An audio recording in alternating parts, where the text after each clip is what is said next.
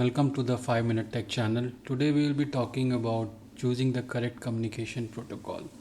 So when we have any communication, whether it is from client to the server or from server to server in microservices, wherein we call services one service from another service, we do think about on which protocol that we can be using. So in this regard, we will be talking about first the comparison between different usable protocols in .NET, that is REST, SignalR, gRPC, and GraphQL. So here I will be outlining the basic details about all these protocols, and also in the subsequent videos in this playlist I will be talking about each of them separately as well. So what is REST? REST is a stateless architecture for data transfer. RESTful system put an emphasis on the statelessness and hypermedia. It has different features which has helped it to be more popular. First of all, it is the performance wise, it is best suited for system which require rapid interaction and HTTP standardized verbiage. Scalability, it allows the support of large number of components and interaction among them. It is simple and has a uniform interface which helps in providing a decoupled architecture. Modifiability, the components can be modified to fit the changing need even while the application is running. So as I mentioned, REST is still most popular API. The next one is SignalR. SignalR is an open source library which adds a real-time web functionality in our ASP.NET or ASP.NET Core applications. So that what does the real-time application means? Just as an example, I can say when we have more than one user working on a simple document like a Google document, and when one user makes a change, the same time another user should get notified about the change without reloading the page. So that is an example of a real-time web functionality. SignalR uses WebSockets in the HTML5 API, and that helps in bidirectional communication. It also provides an API for server to client RPC calls. SignalR also provides automatic connection management. It provides the facility to broadcast messages to all connected clients or specific clients.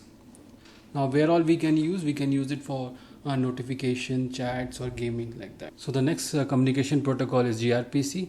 gRPC is a lightweight and quick system for requesting data. It's a fresh take on the old method called RPC. The main difference is how with the RPC is that how it defines its contract negotiation. REST defines interaction through standardized terms and in its request, and RPC functions on contracts. The negotiation is defined by the relationship between the server and the client and not by the architecture. The most of the power relies on the client side, while handling and computations are offloaded to a remote server which is hosting the resources. To put it short, the key advantages being are lightweight, it requires very less resources. It's efficient. gRPC uses protobufs, a method of serializing structured data which focuses on serialized communication in an effective manner, and also it is an open source technology. Now gRPC is suited for systems that needs an amount of data for processing routinely, and in which the requester is low power and wants to preserve resources. The next protocol we'll be talking about is Graph. So GraphQL is a flexible system for requesting data that focuses on pinpoint requests and delivering exactly what is required. What sets GraphQL apart from other APIs is the unique approach of being a client driven instead of handling it the usual way, of which is the server to client. The best benefits of GraphQL is adaptability.